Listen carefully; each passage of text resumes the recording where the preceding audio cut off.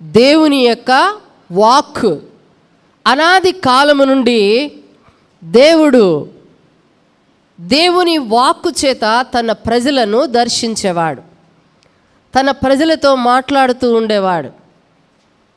ప్రత్యక్షంగా పరోక్షంగా దేవుడు తన జనులను దర్శిస్తూ ఉండేవాడు. దేవుని యొక్క దర్శనము, దేవుని యొక్క మాటలు, దేవుని యొక్క స్వరము ఎప్పుడు కూడా వినబడుతూ ఉండాలా. అది లేకపోతే జనులు ఎలా ఉంటారంట? కట్టు ఉండదు, ఒక కట్టు ఉండదు, ఒక నియమం ఉండదు, ఒక నిబంధన ఉండదు, ఒక ప్రమాణం ఉండదు. కాబట్టి దేవోక్తి తప్పకుండా దేశంలో ఉండాల. దేవోక్తి లేని ఎడల జనులు కట్టు లేక తిరుగుదురు. ఇశ్రాయేలీలకు చాలా కాలము దేవోక్తి లేకుండా బ్రతుకుతూ వచ్చారు. చాలా కాలము, ఆ దినాల్లోనే కాదు ఈ దినాల్లో కూడా దేవోక్తి లేకపోతే, దేవోక్తి లేని దినాలు అంటే ఒక చిన్న ఉదాహరణ చెప్తా. కరోనా కాలంలో దేవుని వాక్యము మనకు చాలా కొదువుగా ఉన్నది. మందిరాలు లేవు, అప్పుడు మందిరాలన్నీ మూయబడ్డాయి. ఇంటి దగ్గర కొంచెం పెద్ద ఫోన్లు ఉన్న వాళ్ళు మాత్రమే అక్కడక్కడ లైవ్లు పెడుతుంటే అవి చూసుకొని అవి వింటూ సంతృప్తి చెందేవాళ్ళం. మందిరాలు తలుపులు ఎప్పుడు తెరుస్తారా, మందిరానికి ఎప్పుడు వెళ్ళాలని ఆ దినాలలో చాలామందిని ఎదురు చూస్తూ వచ్చినాం. చాలా కాలము మందిర ద్వారాలన్నీ మూయబడ్డాయి, దేవుని ఆలయాలు మూయబడ్డాయి. దేవుని వాక్కు దేవుని ఇంటిలో నుండి దేవుని ప్రజలు వినలేని కాలము కరోనా కాలం కదా. కాబట్టి దేవోక్తి లేకపోతే, ఆలయాలే లేకపోతే, దేవుని మాటలు వినకపోతే మనుషుల జీవితాలు చాలా శూన్యంగా ఉంటాయి. అది కరోనా కాలము. ప్రపంచంలోనే అది ఒక దేశము, ఒక జిల్లాకు సంబంధించింది, కానీ ప్రపంచం అంతా కూడా ఆ దినాలలో భయంకరమైన శోధనలు ఎదుర్కొంటూ వచ్చింది. అట్లాగో ఇట్లాగో ఈ ఆన్లైన్ సిస్టమ్ వచ్చింది. ఆన్లైన్ ద్వారా, ఫోన్ల ద్వారా ఈ లైవ్లు పెట్టి ఏం చేసినారంటే దేవుని వాక్యాన్ని కొంతకాలం లేకపోయినా తర్వాత ఏలోగా అలాగా ఈ ఆన్లైన్ కార్యక్రమం వచ్చేసి అందరికీ దేవుని వాక్యాన్ని వినిపిస్తూ వచ్చారు. అలాగున ఒకళ్ళకొకళ్ళు ప్రార్థన చేసినారు. ప్రపంచవ్యాప్తంగా కూడా ప్రార్థనలు అధికమైనవి. కరోనా కాలంలో మరణాలు అధికమైనవి. మరణాలతో పాటు కూడా ప్రార్థనలు కూడా ఎక్కువైనాయి. ఆ ప్రార్థనలు ఆలకించి దేవుడు కరోనాని కంట్రోల్ చేస్తూ వచ్చినాడు. కనుక ప్రియులారా, దేవోక్తి లేకపోతే జనులు ఎలాగుంటారంటే కట్టు ఉండదు, వరుసలు ఉండవు, వాయలు ఉండవు, ఇష్టానుసారముగా జీవిస్తారు. కాబట్టి దేవుని వాక్కు, దేవుని మాటలు వినాలా, దేవుని మాటలు వినాలా, దేవుని స్వరం వినాలా.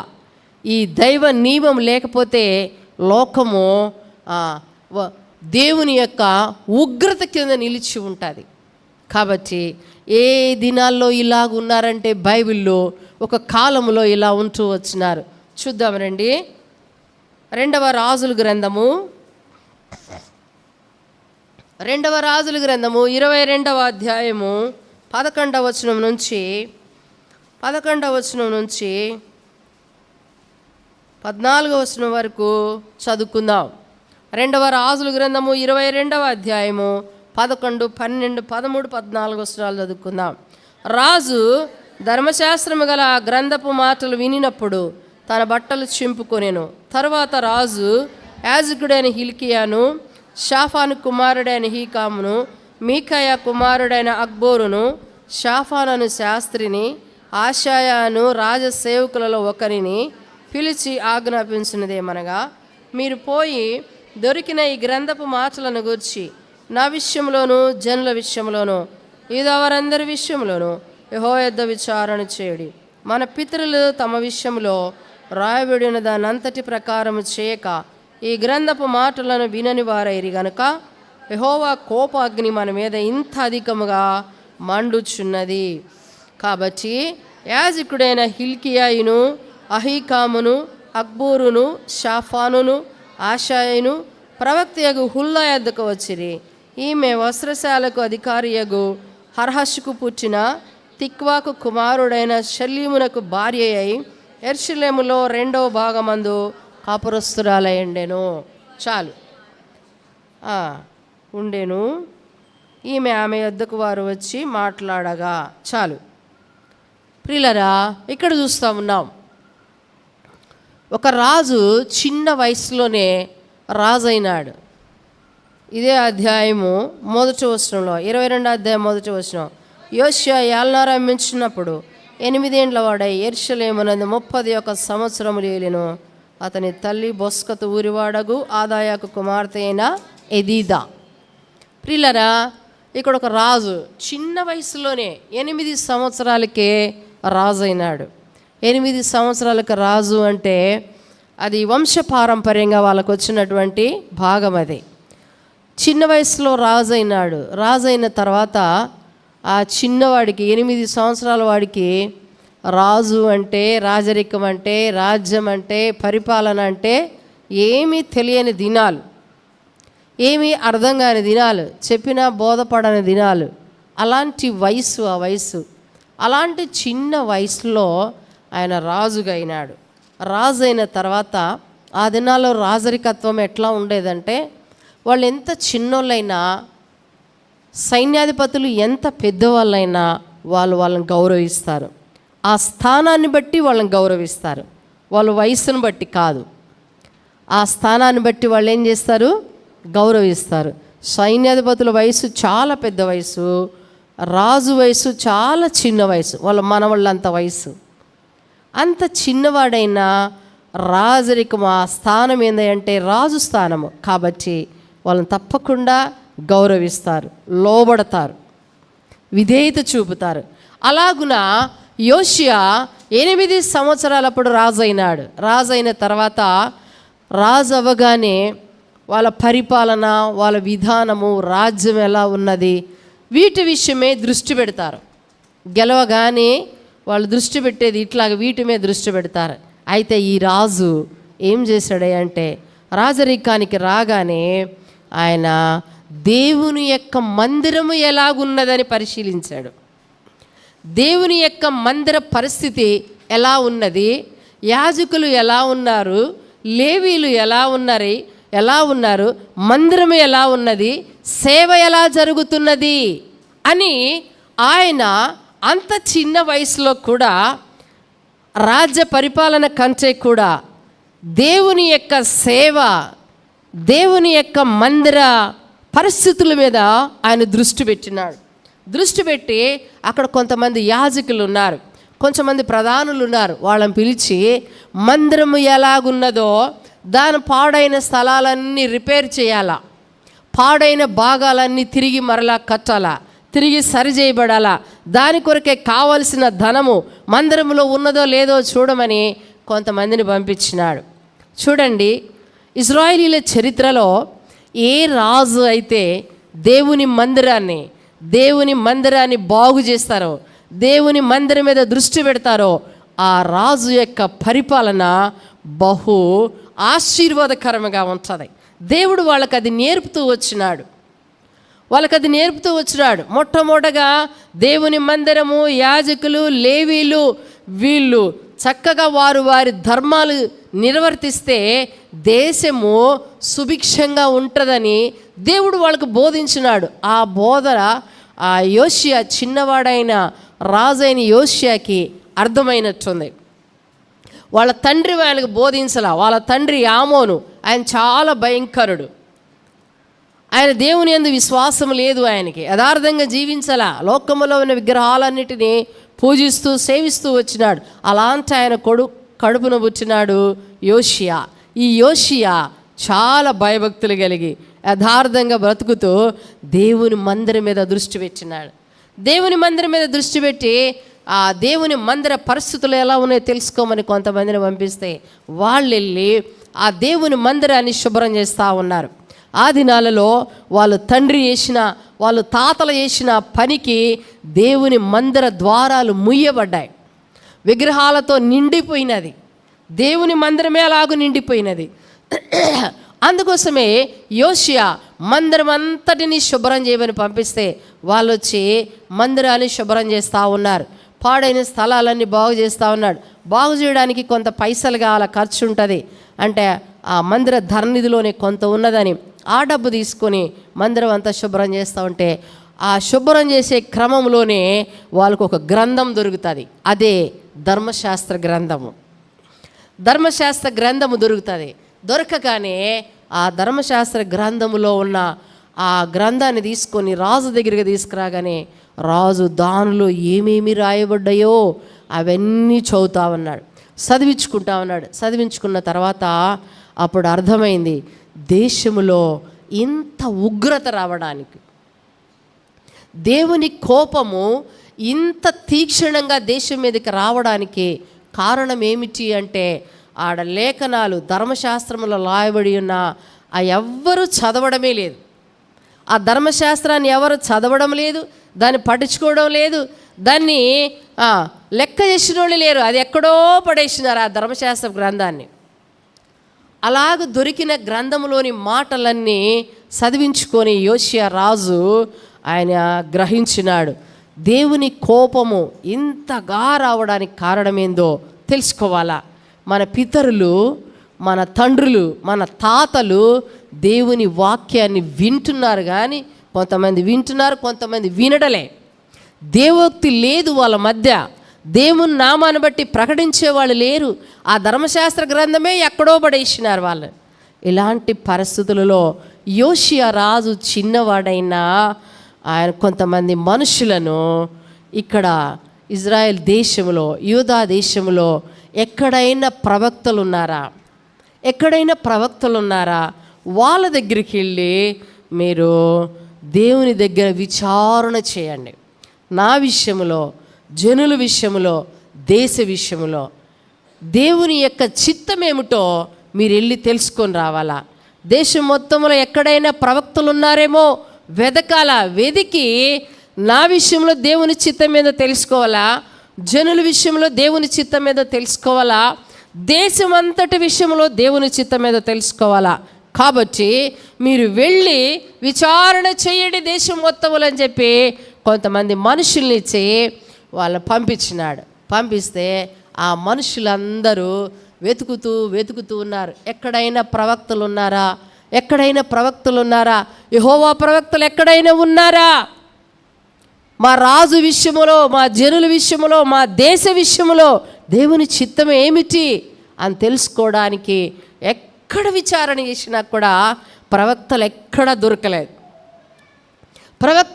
దొరకలేదు. అయితే వాళ్ళకి ఏదో లాగున ఒక చిన్న సమాచారం దొరికింది. ఆ చిన్న సమాచారాన్ని పట్టుకొని వాళ్ళు వెళ్ళినారు. ఎక్కడికి వెళ్ళినారయ్య అంటే హుల్దా అని ఒక ప్రవక్తిని ఉన్నది. ఆమె పేరేం పేరు? హుల్దా అని ఒక ప్రవక్తిని ఆమె ఉన్నదని వాళ్ళకు ఎంక్వైరీ చేయగా తెలిసింది. ఆ ఎంక్వైరీని పట్టుకొని హుల్దా దగ్గరికి వెళ్ళినారు వాళ్ళు.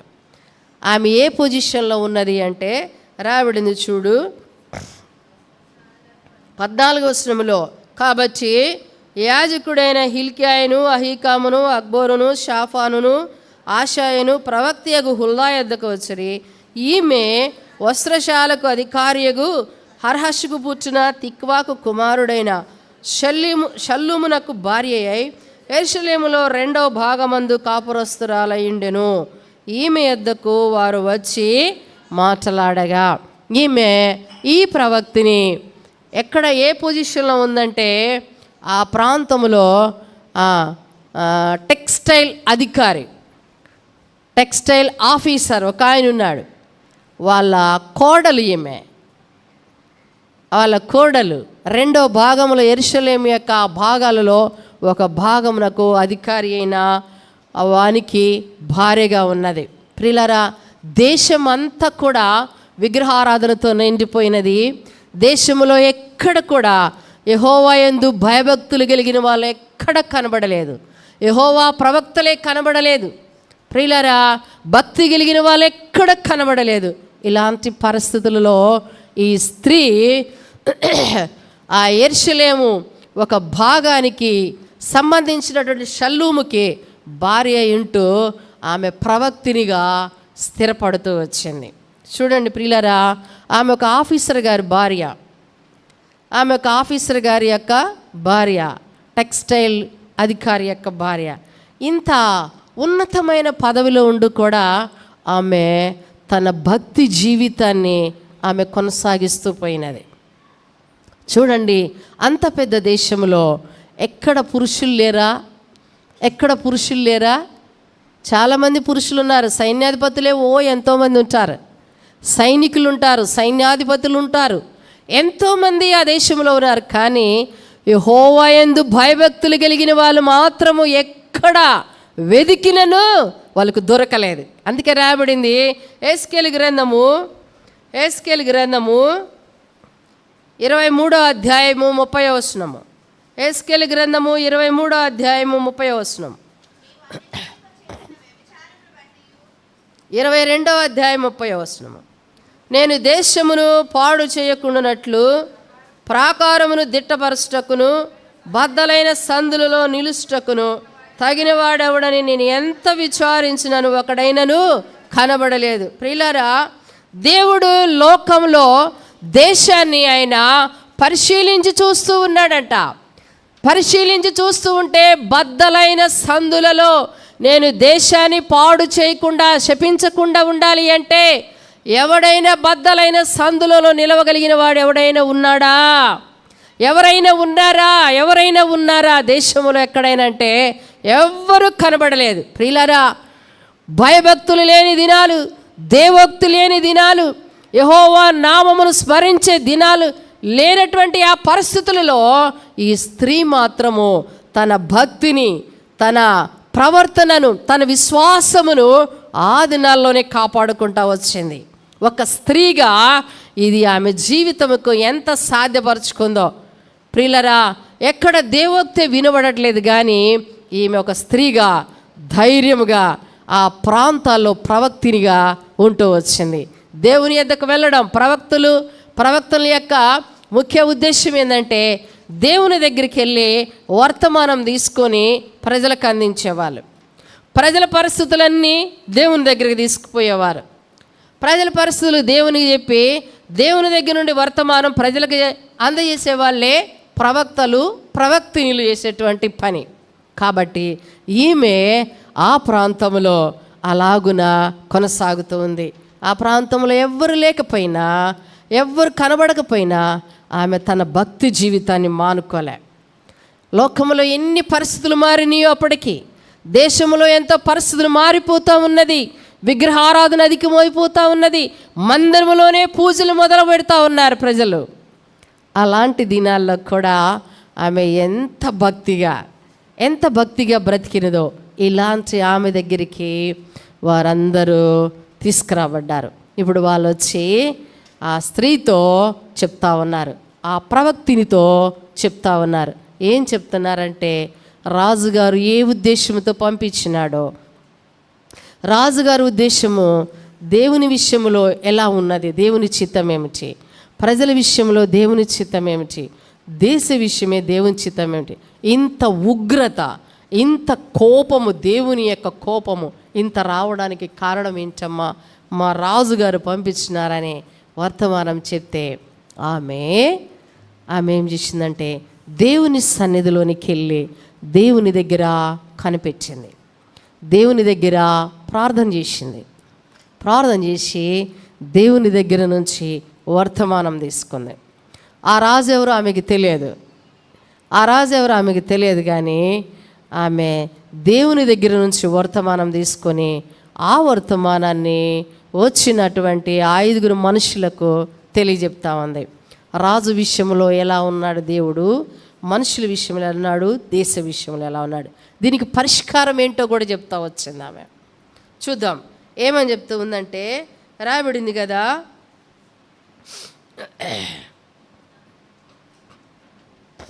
2 రాజులు 22వ అధ్యాయము 18-19 రాజు విషయంలో.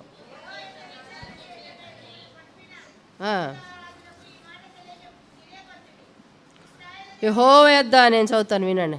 యెహోవా యొద్ద విచారణ చేయుటకై మిమ్మును పంపిన యోధా రాజునకు ఈ మాట తెలియచాడు. యూదా రాజు గారికి ఈ మాట తెలియచాడు. ఒక్క స్త్రీని బట్టి మెసేజ్ అందుతూ ఉన్నది. ఒక్క స్త్రీని బట్టి అయినా దేవుని యొద్ద నుండి వర్తమానం వస్తుంది. ఏమనంటే, ఇశ్రాయేలు దేవుడైన యెహోవా సెలవిచ్చినదేమనగా, ఈ స్థలము పాడగుననియు దాని కాపురస్తులు దూషణాస్పదులగుననియు నేను చెప్పిన మాటలను నీవు ఆలకించి మెత్తని మనసు కలిగి యెహోవా సన్నిధిని దీనత్వము ధరించి నీ బట్టలు చింపుకొని నా సన్నిధిని కన్నీళ్లు రాల్చితివి గనక నీవు చేయి మనవిని నేను అంగీకరించి ఉన్నాను. యోష్యాకి వర్తమానము. యోష్యా, నువ్వు ఎలా ఉన్నావంటే, నా మాటలను విన్నప్పుడు, నా మాటలను చదివించుకున్నప్పుడు వాటిని విని మెత్తని మనస్సు కలిగిన వాడవై కన్నీళ్లు కార్చి ఒప్పుకున్నావు కాబట్టి నీ మనవిని నేను అంగీకరించుచున్నా. ఇది రాజుగారికి ఇచ్చిన వర్తమానం. ప్రజలకు ఇచ్చిన, దేశాన్ని గురించిన వర్తమానం ఏముందంటే 16వ వచనంలో రాయబడింది. 16వ వచనము, యెహోవా సెలవిచ్చినదేమనగా, యోధారాజు చదివించిన గ్రంథములో రాయబడిన కీడంతటిని ఏది విడిచిపెట్టకుండా నేను ఈ స్థలం మీదికి దాని కాపురస్తుల మీదికి రప్పింతును. ఈ జనులు నన్ను విడిచి ఇతర దేవతలకు ధూపం వేయచ్చు, తమ సకల కార్యముల చేత నాకు కోపం పుట్టించి ఉన్నారు గనుక నా కోపము ఆరిపోకుండా ఈ స్థలం మీదను రగులు కొనుచున్నది. ప్రియులరా, ప్రజల పరిస్థితి ఎలా ఉన్నది అంటే, దేశం పరిస్థితి, వాళ్ళు నన్ను విడిచి ఇతర దేవతలను వాళ్ళు ఏం చేస్తున్నారు, పూజిస్తూ ఉన్నారు. కాబట్టి నేను వారి మీదికి ఏం చేయబోతున్నానంట, కోపమును, నా కోపము ఆరిపోకుండా ఈ స్థలం మీద రగులు కొనుచున్నది. నిజంగా దేవుడు కోపిస్తే, దేవుని ఉగ్రత కుమ్మరించబడితే ఎలా ఉంటుందో కరోనాలో ఒక మచ్చుకగా చూస్తూ వచ్చినాం. దేవుని ఉగ్రత ఎలా ఉంటుందో, దేవుడు కోపిస్తే ఎలా ఉంటుందో ఒక చిన్న మచ్చుకే అలా ఉంటే, దేవుని యొక్క ఉగ్రత భూమి మీద ప్రచండముగా కురిపించబడితే సొదొమ గొమొర్రా దినాలలో అగ్ని గంధకాలు వచ్చి అక్కడున్న పట్టణాలన్నిటిని ఏం చేసినాయంట, కాల్చివేసినాయి. దేవుడు కోపిస్తే, దేవుడు ఉగ్రుడైతే ఇలాగ జరుగుతూ ఉంటాయి. కనుక ప్రియులరా, దేవుని కోపము మన మీద, మన సంఘం మీద, మన కుటుంబాల మీద, మన దేశం మీద రాకుండాలి అంటే బద్దలైన సందులలో నిలవగలిగిన వాడు ఎవరైనా ఉండగలిగితే ఒక్కరున్నా చాలు. వాళ్ళను బట్టి, వాళ్ళ విజ్ఞాపనను బట్టి, వాళ్ళ యొక్క ప్రార్థనను బట్టి దేశాన్ని నేనేం చేస్తా, కాపాడుతానంటున్నాడు యెహెజ్కేలు గ్రంథములో. కనుక ప్రియులరా, దేశమంతా భయంకరమైన విగ్రహారాధనతో నిండి ఉన్నది. నిజమైన దేవునిని విడిచిపెట్టినారు.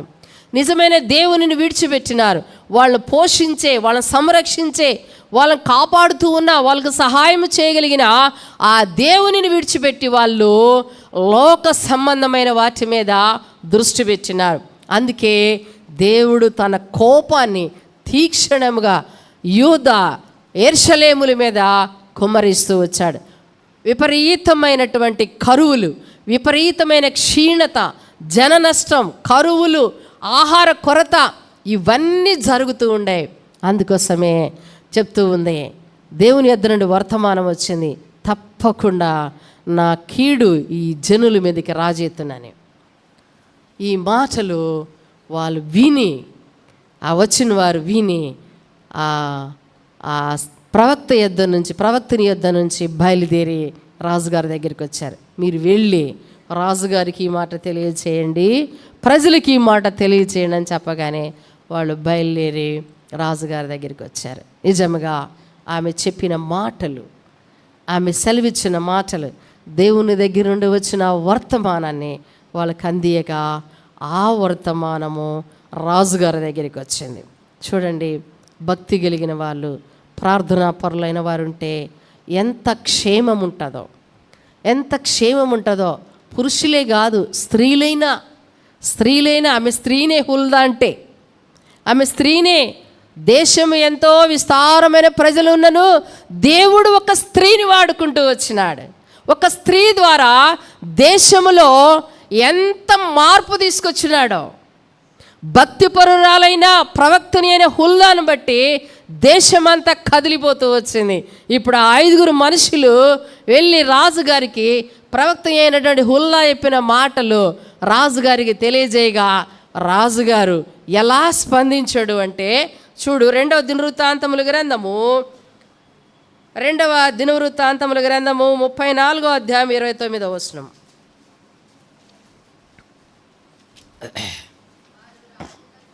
వారు రాజునొద్దకు ఈ వర్తమానము తీసుకొని రాగా రాజు యూదా యెరూషలేము పెద్దలందరినీ పిలువనంపించి వారిని సమకూర్చెను. రాజును యూదా వారందరూ యెరూషలేము కాపురస్తులను యాజకులను లేవీయులను జనులలో పిన్న పెద్దలందరూ యెహోవా మందిరమునకు రాగా యెహోవా మందిరమందు దొరికిన నిబంధన గ్రంథపు మాటలన్నీ వారికి వినిపింపబడెను. యోషియా ఎప్పుడైతే వర్తమానం పంపించిందో ఆ వర్తమానాన్ని బట్టి, అరే ఒక ఆడాము చెప్పింది, ఒక ఆడాం మాట నేను వినాలా, ఒక ఆడాం చెప్తే మేము వినాలా కదా. అబీమెలెకు అనే ఒక రాజు ఉన్నాడు న్యాయాధిపతుల గ్రంథంలో. అబీమెలెకు న్యాయాధిపతిగా 3 సంవత్సరాలు ఏలినాడు. ఏలిన తర్వాత ఆయన ఏలుబడి కాలంలో కొంతమందిని ఆ షెకెము అధిపతులందరినీ ముందేమో దోస్తుగా చేసుకున్నాడు, కానీ తర్వాత దేవుడు ఆ దోస్తరికాన్ని ఏం చేశాడంటే రివర్స్ చేసినాడు. రివర్స్ చేసేసరికి వాళ్ళందరూ ఎదురు తిరిగినారు. ఆ షెకెము అధిపతులందరూ ఎదురు తిరిగేసరికి నాకే ఎదురు తిరుగుతారని వాళ్ళందరినీ చంపుతా ఉన్నాడు. ఎడుపోతే అటు ఎక్కడ కనబడిన వాళ్ళు అక్కడ చంపేస్తూ ఉంటే ఒక స్త్రీ ఏం చేసిందంటే మిద్దె మీద ఉండి తిరగట రాయి ఇసురేసిందంట కిందకి. తిరగట రాయి తెలుసు కదా, ఇసురురాయి పై రాయి అంట తీసి ఆయన నడుచుకుంటూ పోతా ఉంటే మరి గుర్రం మీద పోతున్నాడు, ఎటో పోతున్నాడో తెలియదు కానీ పోయేవాడి మీద తిరగటి ఇసుర్రాయి వేయగానే ఆ ఇసుర్రాయి వచ్చి తల మీద కపాలం ఏమైందంట పగిలి. అరే రే ఒక ఆడామి చంపిందంటే విలువ పోతుంది, ఆడామి చంపిందంటే విలువ పోతుంది, ఆడవాళ్ళు చేస్తే విలువ తక్కువగా ఉంటుంది అనుకుంటారు కదా, అట్లా ఉంటుంది సమాజంలో. కనుక ఇక్కడ చూస్తూ ఉన్నా ఒక ఆడామే చెప్తే నేను తీసుకోవాలా, నేను రాజును కదా. ఆయన ఇగోకు పోలేదు, ఆమె ఆఫ్టర్ ఆల్ అనుకోలేదు. ఆమె అది దేవుని దగ్గర నుండి వచ్చిన వర్తమానమని ఆ వర్తమానాన్ని ఆయన తీసుకున్నాడు. ప్రియులారా, దేవుని యొద్ద నుండి వచ్చినటువంటి వర్తమానము అది మనకని తీసుకోవాలా, ప్రియులారా. కనుక ఈ రాజు ఆ వర్తమానాన్ని తీసుకొని ఆయన ఏం చేసినాడంటే అక్కడున్న లేవీలను యాజకులను పెద్దోళ్ళని పిల్లలను సైన్యపతులను అందరినీ సమకూర్చి ఇలాగను అందరిని కూర్చోబెట్టి దేవుని యొక్క ధర్మశాస్త్రపు మాటలను వినిపించినాడు. దేవుని వాక్యం వినాలా, దేవుని మాటలు వినాలా. ప్రియులారా, మన జీవితంలో కూడా యెహోవా మీకు దొరుకు కాలమున ఆయనను వెదుకుడి. దేవుడు మనకు దొరికే కాలం ఇది. దేవుడు దొరకని కాలము మన ముందున్న దినాలలో రాబోతుంది. ఆ కాలము మన ఎద్దకు రాకునిపే దేవుడు మనకు సమీపముగా ఉండగానే దేవుడు మనకు దొరికే ఈ కాలంలోనే మనం ఆయన ఏం చేయాలా, వెదకాల, ప్రార్థన చేయాలా. సమయం ఉండగానే నీ కాళ్ళు వంగలేని తనము రాకమునిపే మోకరించి ప్రార్థన చేయడం నేర్చుకోవాలా, మోకాల మీదకి రావడం నేర్చుకోవాలా, ప్రభు దగ్గరికి రావడం నేర్చుకోవాలా, ప్రభు మాటలు వినడం నేర్చుకోవాలా. తలనొప్పి ఉంది, కాలు నొప్పి ఉంది, కన్ను నొప్పి ఉందని ఎగనమ్మ పెట్టి ఉండడం కాదు. దేవుడు మనకు దొరికే కాలం ఇది, దొరకని కాలం ఉంది. ఇప్పుడు చూడండి, మణిపూర్ ఆ ప్రాంతంలోకి వెళ్తే దేవుని నామాన్ని బట్టి ప్రకటించే వాళ్ళు లేరు, దేవుని బోధలు లేవు. ప్రకటించినారా వాళ్ళని చంపేస్తా ఉన్నారు. ఆ కాలము, ఆ దినాలు, ఆ పరిస్థితులు మన దగ్గరికి రాకమునిపే ప్రియులారా, దేవుని మనకు దొరికేటప్పుడే వాక్యాన్ని సమకూర్చుకోవాలా. దేవుని గ్రంథం మన యొద్ద నుండి తీసివేయబడు మునిపే దేవుడు మనకు దొరికే కాలం ఇది. కనుక ప్రియులారా, వాళ్ళందరినీ లాగును కూర్చోబెట్టి, చిన్నోళ్ళు పెద్దోళ్ళు అందరం కూర్చోబెట్టి వాళ్ళందరి ఎదుటి దేవుని వాక్యాన్ని వినిపించినాడు. వాళ్ళందరికీ దేవుని వాక్యాన్ని బోధిస్తూ వచ్చినాడు. ఒక చిన్నవాడికి ఎంత భారం అండి, ఒక చిన్న వయసు కలిగిన వాడికి ఎంత భారం అండి. ప్రజలందరూ వినాలా, పశ్చాత్తాపడాలా, వాళ్ళ పాపాలు ఒప్పుకోవాలా, ఆ చెడుతనం అంతా విసర్జించాలా, విడిచిపెట్టాలా, దేవుని వైపు తిరగాల, దేవుని మాటలు ఎందుకు లక్ష్యం ఉంచాలని. ఎంత భారము చిన్నోడికనే. ఇప్పుడు ట్విన్ సిటీస్లో, హైదరాబాద్ సిటీలో ఫస్ట్ అన్ని బ్రాంచ్లు ఏర్పడడానికి కారణం ఏందో తెలుసా? మొట్టమొదట చిన్నపిల్లల మధ్య పరిచర్య ఆరంభమైందంట. సండే స్కూల్ పరిచర్య ఆరంభించేవాళ్ళంట. ఆ సండే స్కూల్ పరిచర్యలు ఆరంభించి అవి రాను రాను పెద్దోళ్ళు పరిచర్యలు అయినాయి. పెద్దోళ్ళు పరిచయం తర్వాత అక్కడ పెద్ద పెద్ద బ్రాంచీలు ఏర్పడ్డాయి. అది ఆరంభం ఎట్లయింది అంటే చిన్న పిల్లల దగ్గర నుంచి ఆరంభమైనది. అందుకే చిన్నవాళ్ళు కూడా కావాలి దేవునికి.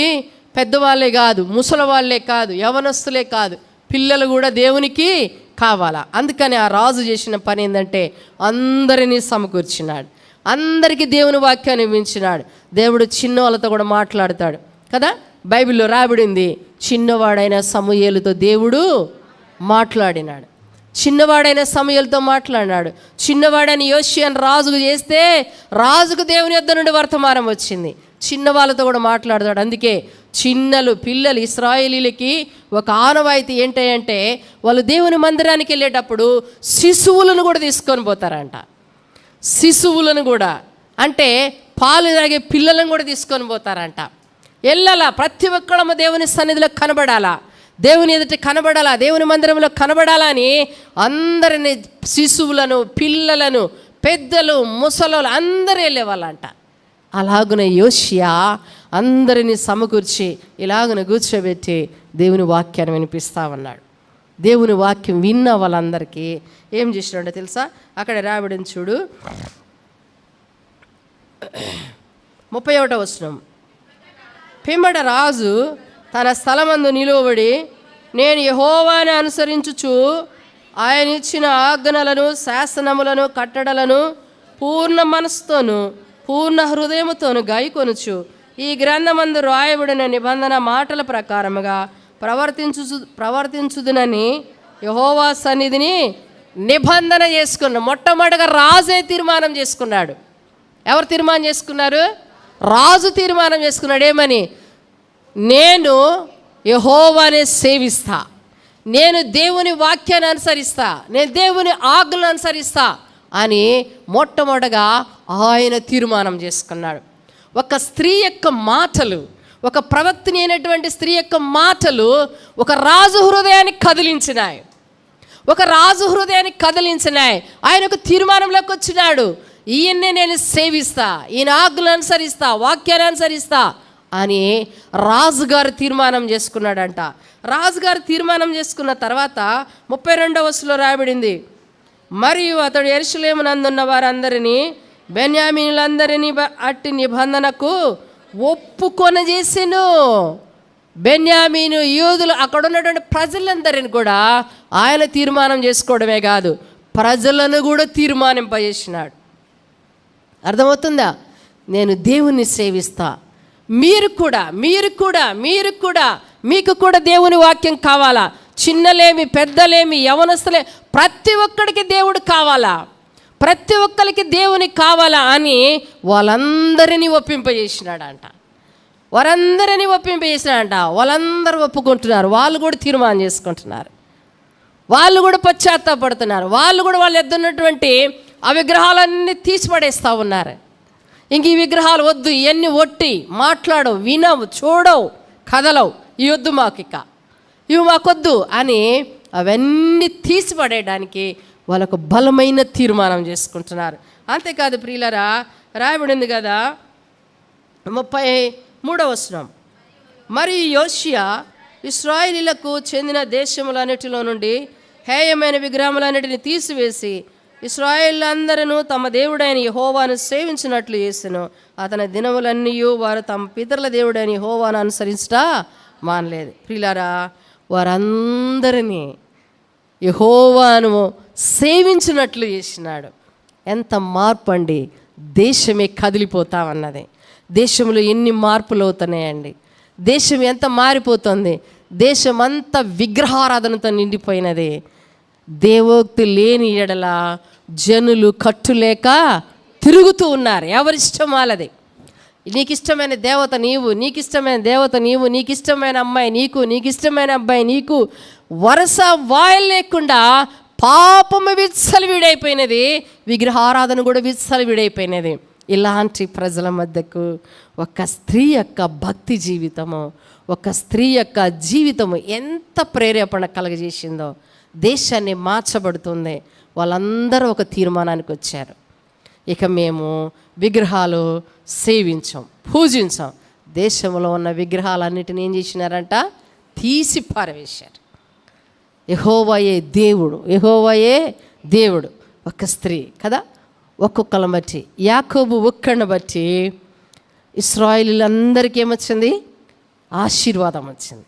యాకోబు ఒక్కడిని బట్టి, ఏలియా ఒక్కడిని బట్టి 3.5 సంవత్సరాలలో ఎండిపోయిన, డ్రై అయిపోయిన ఆ ప్రాంతాలన్నీ తిరిగి మరలా వర్షముతో నింపబడుతూ వచ్చినాయి.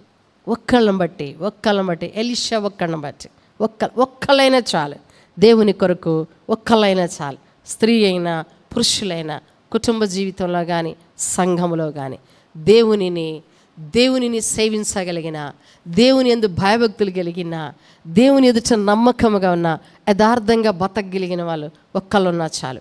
వాళ్ళను బట్టి దేవుడు దేశాన్ని ఏం చేస్తాడు? బాగు చేస్తాడు. ఈ ఒక్క స్త్రీని బట్టి దేశమంతా ఎన్ని మార్పులు కలిగినాయో. దేశంలో విగ్రహారాధనని కాల్చేసేది. ఇక ఎంత నిమ్మలమో. ఇప్పుడు వాళ్ళందరూ కూడా ఒక బలమైన తీర్మానము. ఏం తీర్మానమో తెలుసా? 30వ అధ్యాయము 1వ వచనం, 35వ అధ్యాయము 1వ వచనం. మరియు యోషియా యెరూషలేమునందు యెహోవాకు పస్కా పండుగ ఆచరించెను. వాళ్ళు ఏం చేశారు? ఉన్న హేయమైన వాటన్నిటిని తీసేసుకున్నారు. హేయమైన ఇక మా మధ్య వద్దు, ఇక ఇవన్నీ ఒట్టి మా మధ్య వద్దు ఇంకా అని ఒట్టి వాటన్నిటిని తీసేసి, ఇప్పుడు దేశం శుభ్రమైన తర్వాత ఇప్పుడు మనమందరం ఏం చేద్దాం? పస్కా పండుగను ఆచరిద్దాం. ఈ పస్కా పండుగ ఎక్కడ ఆరంభమైందో తెలుసా? ఎక్కడ ఆరంభమైందో తెలుసా? పస్కా పండుగ ఎప్పుడు ఆరంభమైందంటే, వారు ఐగుప్తు దేశంలో నుండి బయలుదేరి బయటికి రాబోయే రాత్రి ఆరంభమైంది. దేవుడు వాళ్ళకి చెప్పినాడు, పులియని రొట్టెల పండుగ, పులియని రొట్టెల పండుగ. ఐగుప్తు దేశమంతా భయంకరమైన మరణం ఉన్నది. ప్రతి ఇంట మరణం ఉన్నది. కరోనాలో ఈ వీధిలో 2 చచ్చిపోయారంటే ఎంత భయపడిపోయినామో. గడగడ అమ్మో వాళ్ళు చచ్చిపోయారని కూడా తెలియదు. ఓ చిన్న బ్యానర్ పెట్టేవాళ్ళు, ఆ బ్యానర్ చూడగానే అర్థమయ్యేది, ఓ వీళ్ళు చచ్చిపోయారు గమ్మలని కదా. వాళ్ళని పూడ్చిపెట్టేవాళ్ళు లేక ఇంట్లోనే వెళ్ళి పూడ్చిపెట్టుకొని వచ్చేవాళ్ళు. ఎంత భయంకరమో. ఒకటి ఈ వీధిలో ఒకళ్ళు చనిపోయారంటేనే గడగడ వణిగిపోయినాం ఆ దినాలలో. ఐగుప్తు దేశంలో ప్రతి ఇంట మరణం, ప్రతి ఇంట జ్యేష్ఠ కుమారుడు చనిపోతూ వచ్చినాడు. ప్రతి ఇంట రోదన, ఏడ్పులు, పొడబొబ్బలు ఎంత ఏడుస్తూ ఉన్నారో. ఇంత రోదన జరుగుతుంటే ఇశ్రాయేలీలు ఆ రాత్రికాల సమయంలో దేవుడు చెప్పినాడు, వాళ్ళ ప్రతి ఇంటికి మరణ సంహారకుడు వెళ్ళి ప్రతి ఇంటి తలుపు తట్టిందంట. ప్రతి ఇంటి తలుపు తట్టగానే ఆ ఇంటిలో ఉన్న జ్యేష్ఠ కుమారుడు చచ్చిపోయినాడు. అదే మరణ దూత ఇశ్రాయేలీల ఇళ్లలోనికి కూడా వచ్చిందంట. కానీ వీళ్ళ ఇళ్ళకి దేవుడు ముందు చెప్పినాడు, మీ గుమ్మములకు ఏం రాయాలా? గొర్రె పిల్ల యొక్క రక్తము రాయాల అని చెప్పగానే ప్రతి ఇంటికి ఒక్కొక్క గొర్రెను వధించుకున్నారు. ఆ గొర్రె పిల్ల రక్తమును గడప కమ్ములకు పూసినారు. వారు ఆ రాత్రంతా కూడా పులియని రొట్టెల పండగ, పస్కా పండుగను నిష్కపటమైన మనసుతో, యథార్థమైన మనసుతో, దోషము లేని విధముగా, అపవిత్రత లేని విధముగా వాళ్ళు ఆ పులియని రొట్టెల పండుగను, వారు ఆ రాత్రి పస్కా పండుగను ఆచరిస్తూ వచ్చినారు. ఆ రాత్రి అంతా వీళ్ళు సంతోషంగా దేవుని సన్నిధిలో ఉంటే, ఆ రాత్రి అంతా ఐగుప్తు దేశంలో మరణ వేదనలు. ఒక దేశంలోనే, వీళ్ళు వేరే దేశంలో లేరు. ఇశ్రాయేలీలు కూడా ఐగుప్తు దేశంలోనే ఉన్నారు. ప్రియులారా, ఒక ప్రక్క మరణము, ఒక ప్రక్కన జీవం ఉన్నది. ఆ రాత్రి ఆ రాత్రే పస్కా పండుగను ఆచరించగానే ఆ రాత్రే ఇశ్రాయేలీయుల యొక్క సేనలన్నీ బయలుదేరి బయటికి వెళ్ళిపోయినాయి. ఒక్కట కూడా విడవలేదంట, ఒక డెక్క కూడా విడవలేదంట. మొత్తము ఉన్నవన్నీ తీసుకొని ఆ రాత్రి బయలుదేరి బయటికి వెళ్ళినారు. ప్రియులారా, దేవుడు వాళ్ళకి సెలవిచ్చినాడు ఆ దినానే. ప్రతి ఏటా ఈ పస్కా పండుగను తప్పకుండా మీరు ఏం చేయాలా? ఆచరించాలా. ఎందుకు? మీకు ఒకటి గుర్తు రావాలా.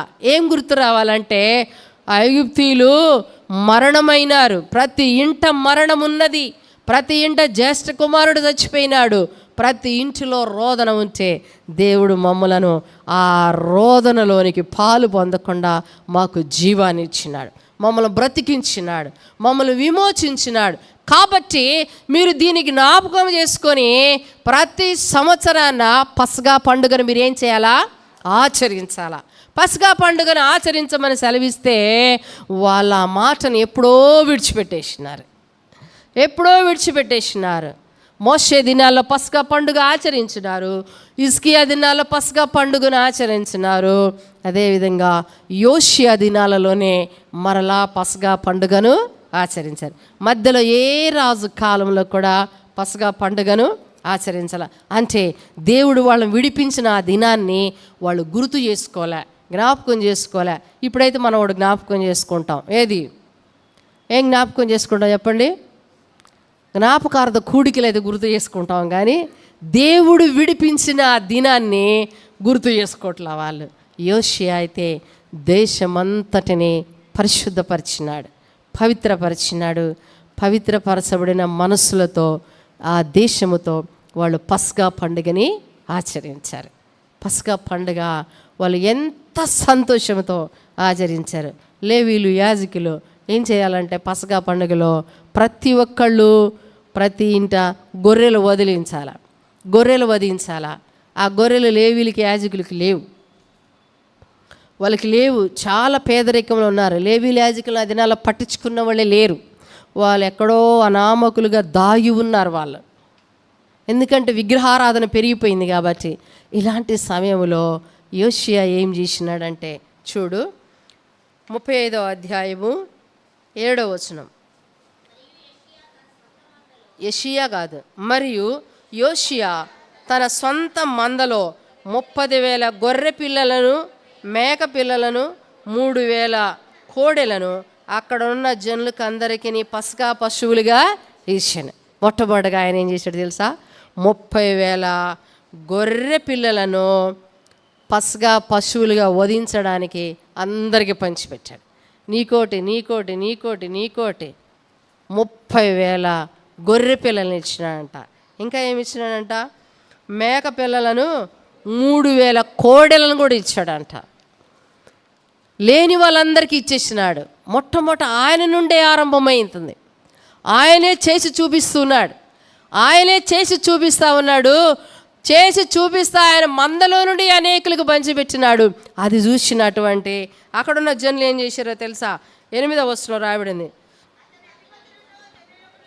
అతని అధిపతులను జనులకును, యాజకులకును, లేవీలకును మనపూర్వకముగా పశువులు ఇచ్చిరి. యెహోవా మందిరపు అధికారులైన హిల్కియాయు, జకర్యాయు, యెహీయేలును పస్కా పశువులుగా యాజకులకు 2,600 గొర్రెలను, 300 కోడెలను ఇచ్చెను. కొనెన్యాయు, అతని సహోదరులైన షమయాయు, నెతనేలును, లేవీలలో అధిపతులకు అషబ్యాయు, యెహీయేలును, యోజాబాదును పస్కా పశువులుగా లేవీలకు 5,000 గొర్రెలను, 500 కోడెలను రాజు ముందు చేసి చూపించినాడు. ఆయన చేసి చూపించి ప్రజలకు నేర్పితే వాళ్ళు కూడా ఈయన 33,000 ఇచ్చినాడు. 33,000 గొర్రెలను, కోడెలను ఇస్తే ఆయన దగ్గర ఉన్న అధిపతులు కూడా ఏం చేసినంట, వాళ్ళు కూడా 3,000, 4,000 వాళ్ళకు తోచినంత వాళ్ళు ఇచ్చింది. ఇలాగున పస్కా పండుగ దేశమంతా కూడా ఆచరణ. పస్కా పండుగ అంటే మామూలు అనుకుంటున్నారా? పస్కా పండుగ అంటే చాలా విలువైన పండగ, వాళ్ళకి చాలా విలువైన పండగ ఇశ్రాయేలీలకు. ప్రియులరా, యోషియా దినాలలో ఇలాంటి పండుగ ఆచరించబడింది. అందుకే రాబడింది 18వ వచనంలో, ప్రవక్తయగు సమూయేలు దినములు మొదలుకొని ఇశ్రాయేలీయులలో పస్కా పండుగ అంత ఘనముగా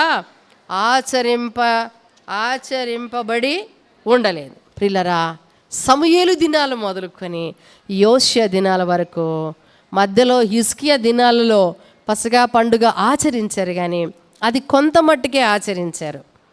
యోషియా దినాల్లో అయితే ఎంత సంతోషంగా వాళ్ళ మధ్యనున్న హేయమైన వాటన్నిటిని తీసివేసినారు. అపవిత్రమైన వాటిని, దేవునికి విరోధమైన వాటిని, దేవునికి అసహ్యమైన వాటన్నిటినీ వారిలో నుండి, వారి దేశంలో నుండి, వారి ఇళ్లలో నుండి మొత్తం తీసేసినారు. ప్రియులారా, దేవుడు మనల్ని అంగీకరించాలా?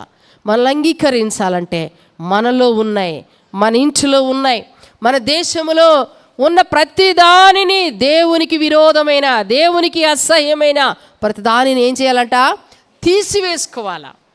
తీసివేసుకోవాలా. పాపము నీ చేతిలో ఉండుట నువ్వు చూచినప్పుడు దాన్ని నువ్వేం చేయాలా? విడిచిపెట్టాలా. యోబు గ్రంథంలో రాయబడింది, పాపము నీ చేతిలో ఉండుట నువ్వు చూసినప్పుడు దాన్ని ఏం చేయాలంటే మనము విడిచిపెట్టాలా. అప్పుడే నువ్వు నిర్దోషి అవుతావు.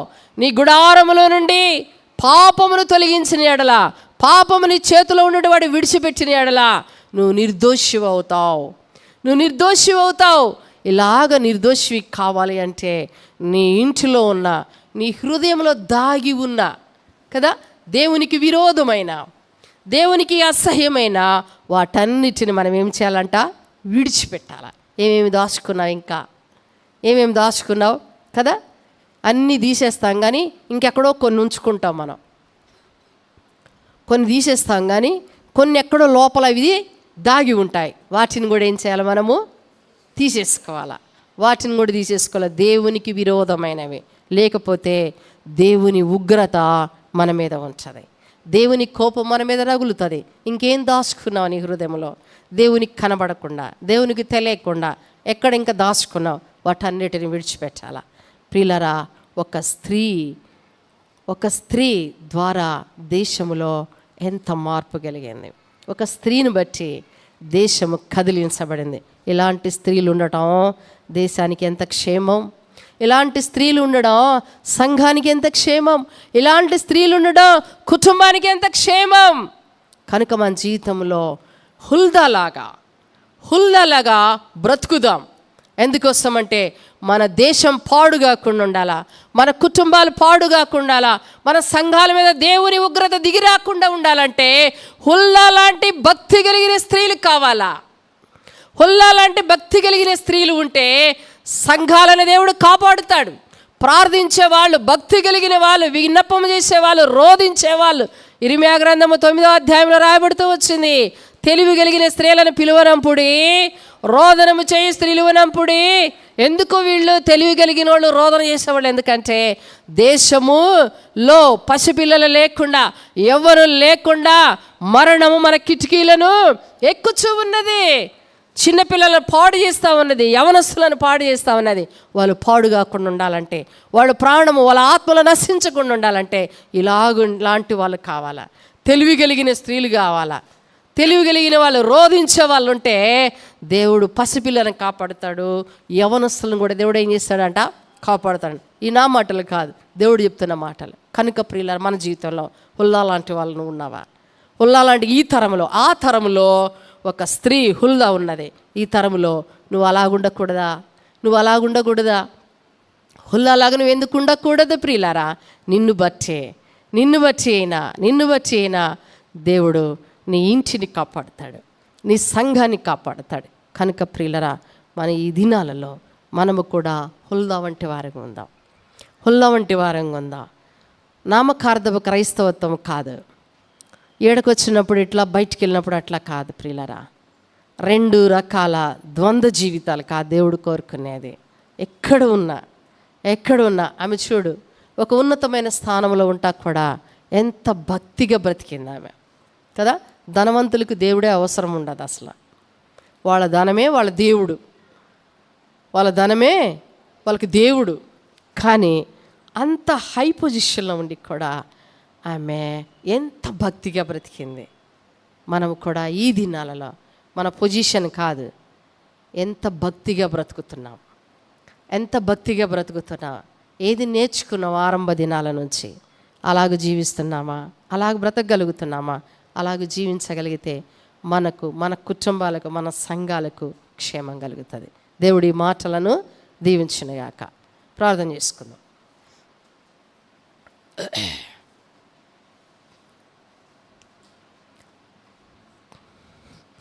ప్రార్థన చేసుకుందాం. అందరూ మోకరించాలా.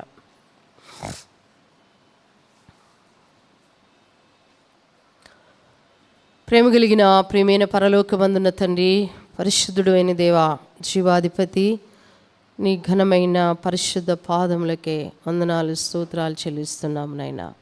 మధ్యాహ్న కాల సమయంలో దేవోక్తి లేని ఎడల జనులు కట్టలేక తిరుగుదురని, ఇశ్రాయేలు దినాలలో దేవోక్తి లేక కట్టులేక తిరుగుతున్న ఆ దినాలలో జనులను ప్రభువా, వారి మీద మీ ఉగ్రత కుమ్మరించబడే దినాలలో తండ్రి, ఒక ప్రవక్తి అయిన హుల్దాను బట్టి దేశాన్ని మీరు కాపాడినారు నాయన. ఆమె భక్తి, ఆమె ప్రవక్తనిగా స్థిరపడింది. మీ యొద్ద నుండి వర్తమానం తీసుకోగలిగింది, ప్రజలకు అందియగలిగింది. వాళ్ళలో, దేశంలో, ప్రజలలో, రాజుల్లో ఎంత మార్పు తీసుకొచ్చాం. నిజంగా ఇలాంటి వారంగా మేము ఉండడానికి మా సాయం చేయ్యా. ఉల్లా వంటి వారంగా మమ్మల్ని సిద్ధపరచును ఆయన. దేశము కొరకు విజ్ఞాపన చేసేవారంగా, ప్రజల కొరకు విజ్ఞాపన చేసేవారంగా, సంఘాల కొరకు, పాడైపోతున్న సంఘాల కొరకే విజ్ఞాపనం చేసేటువంటి హుల్దా వంటి ప్రవక్తలుగా మమ్మల్ని సిద్ధపరచండి. నీ మాటలు వెల్లడవుతూ వచ్చినాయి. అనేకులలో వెలుగు పుట్టించండి, అనేకుల హృదయాలను మీరు కదిలించండి. నీ మాటలు బలమైనవి. నీ వాక్యమే కదా రెండంచుల వాడి అయిన ఖడ్గము ఉంటుందని రాయబడింది. అది కీళ్లను విభజించినంత, మూలుగులను విభజించినంత మట్టుకు దూరి వెళ్ళను. ఎక్కడెక్కడ దాగి ఉన్నాయో మీకు అసహ్యమైనవి, మీకు విరోధమైనవి, ఎక్కడెక్కడ హృదయాల్లో దాగి ఉన్నది ప్రతి దోషము తొలగించండి. హృదయాలను శుద్ధి చేయండి, పవిత్రపరచండి. హుల్దా వంటి వారిగా సిద్ధపరచండి ఆయన. మమ్ములను బట్టి కూడా అనేకులు కాపాడబడినట్లుగా మమ్మల్ని అలాంటి స్త్రీల వలె సిద్ధపరచమని ప్రార్థన చేస్తూ నీ హస్తములకి మమ్మల్ని అప్పగించుకుంటూ యేసు ప్రభువు వారి పరిశుద్ధమైన నామములో వేడుకొని ప్రార్థిస్తున్నాము తండ్రి. ఆమేన్. ప్రియులారా, ఇప్పుడు ఒక పాట పాడుతూ ఉంటాం. ఒక పాట పాడే సమయంలో మీకు ఏదైనా అవసరత ఉంటే కిందికెళ్ళి మళ్ళా రావచ్చు. కాస్త కాలు నొప్పులున్నా, నడుము నొప్పులున్నా, కొంచెం అవసరతలు ఏమన్నా ఉంటే కిందికెళ్ళి 5 నిమిషాల్లో, 5, 6, 10 నిమిషాల్లో సెకండ్ సెక్షన్ మొదలు పెట్టుకోకముందే మీరు తిరిగి రండి. ఓ పాట పాడుతుంటాం, పాట ముగిక మునిపే మీరు వచ్చేయాల.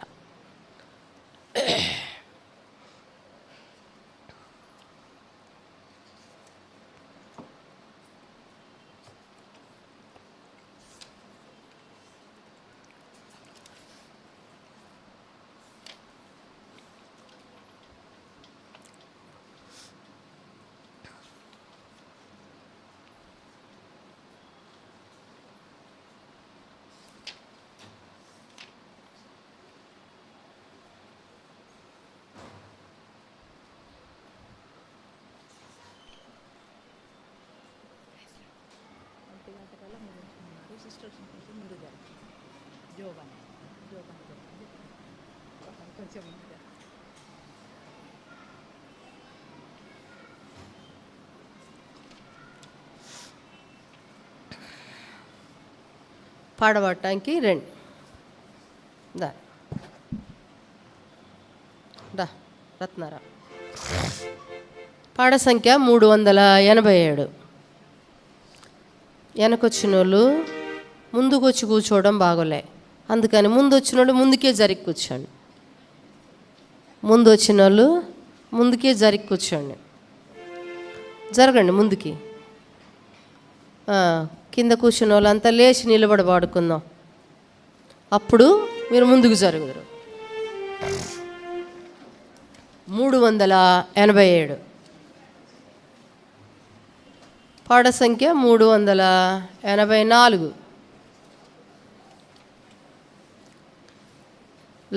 లైన్లుగా ముందుకు జరిగి కూర్చోండి. మందిరం చాలా పెద్దగా ఉంది, ఎవరు ఒత్తుకొని కూర్చోవద్దు, విశాలంగా కూర్చోండి. లైన్గా కూర్చోండి.